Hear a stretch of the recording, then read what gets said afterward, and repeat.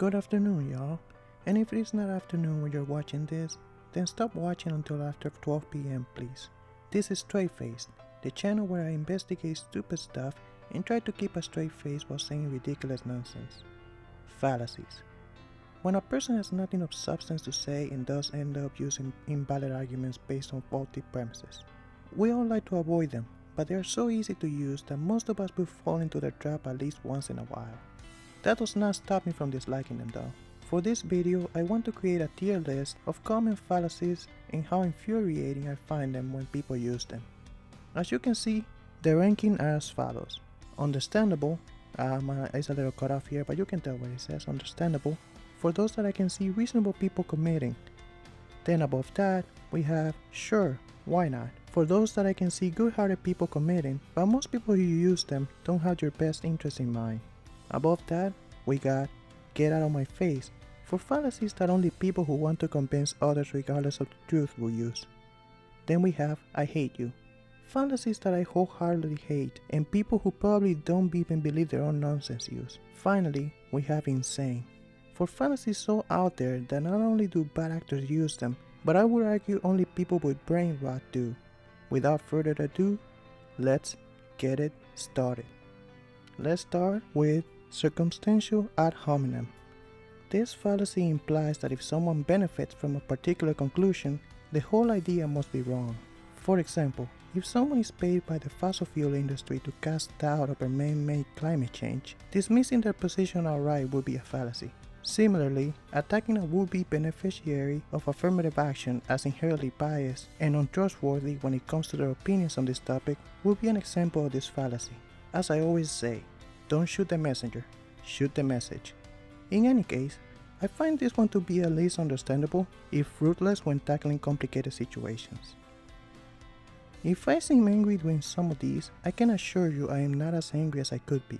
Unrelated to that previous statement, let's continue with the argument ad nauseam fallacy. This one is about repeating the same argument over and over and over and over and over and over and over and over and over and over and over and over and over and over and over and over again until someone is sick of it and decides to go home. As an example, some people may say that the gender pay gap is due to differences in the types of jobs women and men tend to pursue. They will repeat this refrain over and over and you get the idea. This of course does not answer the inherent question of why men and women choose these jobs to begin with, why these jobs pay less in the first place, etc. They will ignore these arguments and just repeat the same talking points until one realizes it is pointless to talk to these people, leave, and make the fallacy makers feel like they have won in the marketplace of ideas because no one will debate them anymore. I hate you with a passion. Let's continue with an anecdote. I was not getting any until I joined 4chan. Therefore, 4chan allows people to get some strange from women. This is wrong in many ways. First off, 4chan thinks this is a woman. It is not. It is a child. Secondly, I am not getting any. Thirdly, and most importantly, anecdotes are not arguments. Just because something good happened to someone because they drank dangerous, raw, water, does not mean that A, it will happen to you, or B, it happened in the first place. People lie and attribute cures to regular healing. This one goes under sure, why not? Since sometimes anecdotes are okay to use, just not as the only argument. To quote 19th century American Unitarian theologian William Ellery Channing, one good anecdote is worth a volume of biography. The next fallacy I want to rank is ignoratio elenchi. This is when someone avoids providing a response to an argument by providing irrelevant information. For example, if I ask YouTube why I deleted my first video for medical misinformation when I was just stating what crazy people believe and continue to say why these beliefs are baseless, and he answers that it does not allow content critical of vaccines, congratulations YouTube, you just fallen victim to the ignoratio elenchi fallacy, as that is not what I did and is therefore irrelevant to my question. God, I hate algorithms. Now I'm too angry to give this a fair chance. Give me a sec. Nope, it is still under insane. Sorry for wasting your time everyone, it is still under insane. Then we have etymological fallacy, a fallacy especially beloved by pedants. This fallacy assumes that the original meaning of a word is its only meaning. Basically it states that words cannot possibly change their meaning throughout time. For example, look at the word man. In Old English it was a gender neutral term for people, hence words like mankind. The fact that men is only used to refer to male adults nowadays does not stop certain people from saying that using words like congressman are gender neutral. See also people who say that a myriad is specifically 10,000 of something or that several is less than many. I'll put this one in, get out of my face. These people need to go outside more often. Now I like this one, invincible ignorance. And by like I mean detest. This is when someone simply chooses to ignore all evidence to the contrary to their beliefs. This fallacy is especially rampant among conspiracy theorists, as no amount of reason or logic can convince some people that aliens did not cause 9/11 or something. You could literally take some people to the moon and they would still believe that the earth is flat and surrounded by a dome controlled by the Illuminati. Why it is impossible to convince some people the most lukewarm facts in existence is easy to explain. The more down a rabbit hole one is, the bigger the shock from changing one's mind is. And no one likes to have a shock to the system to this magnitude. I think this one goes under insane though. Always be open to new evidence. It is how we as humanity grow and sometimes become better. The next fallacy, the is-ought fallacy, is similar to appeal to nature but more encompassing. The idea is that the way things are is the way things should be. Millionaires wasting money on companies that have never been profitable while others struggle to make ends meet? It is as it ought to be. Millions of people are everywhere suffering horrible malnutrition while countries like the USA throw away billions of pounds of food each year? It is as it should be. I hate this fallacy because of how defeatist it is, as well as short-sighted. People have the capacity to change things for the better, and I would argue there are ways that are better than others. The idea that past and current atrocities are and were okay because it is or was just how things are or were, then implies a level of moral corruption I cannot get behind. Thus, I'm putting this one under the get out of my face tier. Hey, have you guys read The Secret? If you haven't, here's a summary. Magical thinking fallacy. This book alleges that thinking positive thoughts will make positive things happen, and thinking negative thoughts will attract negative things to you. In essence, starving children in Myanmar just need to be more optimistic. On the other hand, pessimistic billionaires are about to lose all their fortunes any day now. I am not exaggerating and in fact might be underselling it. People who believe in the magical thinking fallacy really think, lowercase t, that their thinking, capital T, by itself changes the world around them. Now I'm thinking that this one will fit in understandable, but I'm putting it under insane. Take that, The Secret. Let's follow that up with argument to moderation, the basis for uninformed centrism. This fallacy assumes that, given two extreme positions, a compromise between the two must be correct. For example, let's take the topic of abortion, the least controversial topic I could use for this. From conception to birth, it takes about 9 months. Let's assume one side believes that a pregnancy can be terminated at any time, including at the 9th month for any reason. You know, you were excited about having a baby, but then at month 9, you remember that 12-pound thing has to come out of your very tiny hole, and you have to take care of it for 18 years, or 30 years realistically in today's economy. The other side believes that no abortion should occur the moment the enters the regardless of the cause of the conception, the health of the parent, etc. This is where a moderate would come and say that the obvious solution is to allow termination up to 4.5 months under a few circumstances. Aside from making literally nobody happy, just picking a random day because it is the middle of two crazy extremes does not take into account any medical evidence, complicated circumstances, morals, or philosophical implications. Just let's do it halfway for no reason except that there are crazies on both extremes. In any case, I do see reasonable people afraid of seeming biased falling into this trap, so I'm putting this one under understandable. To continue on, this one is one of the most influential fallacies in the wellness community, the appeal to nature. People who use this fallacy are adamant that anything not created by humans must be better because, beliefs like these have been used to justify everything from hatred towards life-saving medications to transphobia and homophobia to even racism. After all, it is only natural to be skeptical of those who look different than you. These arguments go along with hatred towards modern technology as well, except the internet, which they are more than happy to use to spread these dangerous ideas. Nature is really treated as though it was sacred among these groups, and it makes no mistakes. Do you know what else is not natural? Indoor lighting, AC, microphones, clothes. This one just makes me angry, so I'm putting it on I hate you. As a side note, you can use the appeal to nature on the other direction to justify everything from homosexual behavior to polyamory. And while these ideas are not inherently bad, make no mistake, they're still fallacious. Let's continue with the nirvana fallacy. It is one of the many fallacies that people use when trying to impede any changes they disagree with. The basis of this fallacy is that if any change leads to any negative consequences, regardless of the positives, it must not be considered. In other words, what is the point of making things better if we can't make things perfect? Let's look at two examples: universal health care and federal paid maternity leave. People who argue against the former point out that wait lists are longer because more people go to the doctor when they need to, as opposed to when they can afford to. The fact that over-reliance on private insurance has led to a situation where Americans pay more for healthcare than any other country by a long shot, with lower life expectancies in countries like Croatia and Ecuador, will not convince many people that our current system is everything but good. As for federal paid maternity leave, the US is only one of 7 countries that don't offer it, along with countries most people have never heard of, like Tonga, Honduras, and Palau, 3 countries so small that most of you won't even know which one I just made up.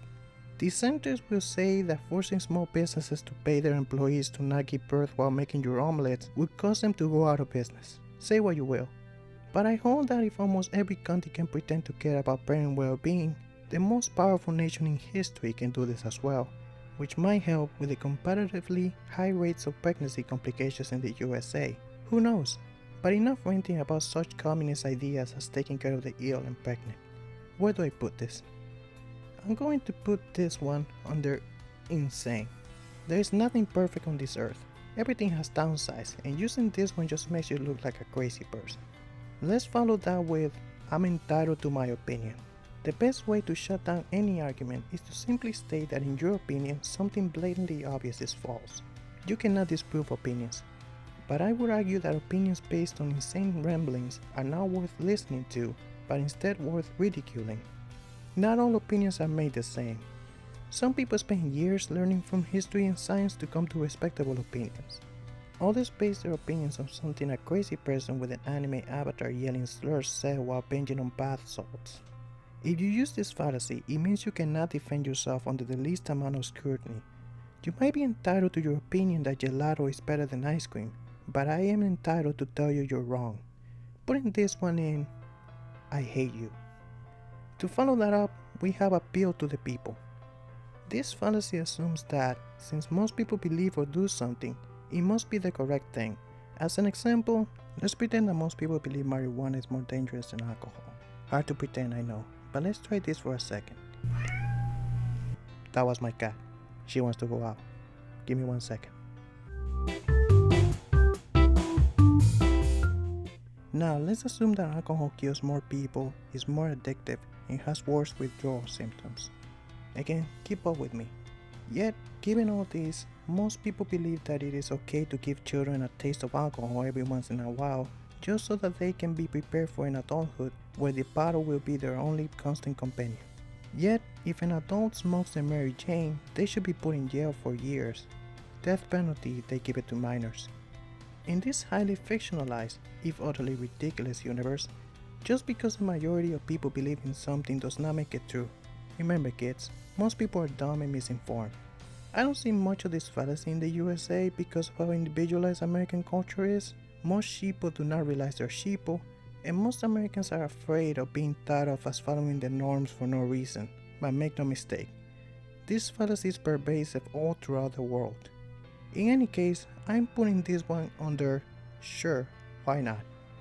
Just because I can't fault people who have been told one thing their whole lives for believing something is normal, but this fallacy still can be used for the evils. Okay, let's mix two fallacies together. Appeal to wealth and appeal to poverty. These two are two sides of the same coin.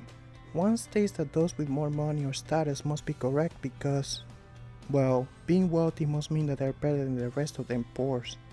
How these people became wealthy is irrelevant. They won capitalism, so they mostly know what they're talking about. On the other hand, appeal to the poor assumes that the difficulties experienced by the poor must make them experts on things they have no education or training on.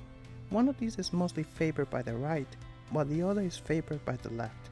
They are both bad arguments for the same reason. How much money you have or not have has no relevance on the validity of the ideas you hold. Yeah, as a rich person you might know how to increase the $1 million you inherited from your parents to $1.2 million, and as a poor person you might know how to convert orange peels into alcohol. But what do any of these have to do with human psychology or climate change or the best way to play Dark Souls? The answer is as a tank pill, by the way. This one belongs to sure, why not for me. Now let's put our nerd glasses on and discuss the regression fallacy. This one occurs when an experiment is used to prove a cause and effect interaction but does not take into account the fact that sometimes just happens. For example, let's say you have a cold and I hit you with a rock every day. After a week of me slamming you with, and let's emphasize this, a gigantic rock, you stop having a cold. Now, I could say that me hitting you with a rock cured you. I could say that, but that would make me fall into the trap of the regression fallacy, and also would make me insane. In reality, a number of things unrelated to me etching the fear of God into your skull every day could have cured you. It could have been the blood loss, it could have been the fear of another day of me finding an excuse to pulverize your neurons, it could have been antibodies in your system if you believe that's how disease works. Who knows? This one is especially widespread in the pseudoscientific medicine field because of things like the placebo effect, which makes people feel better just because they believe that it works.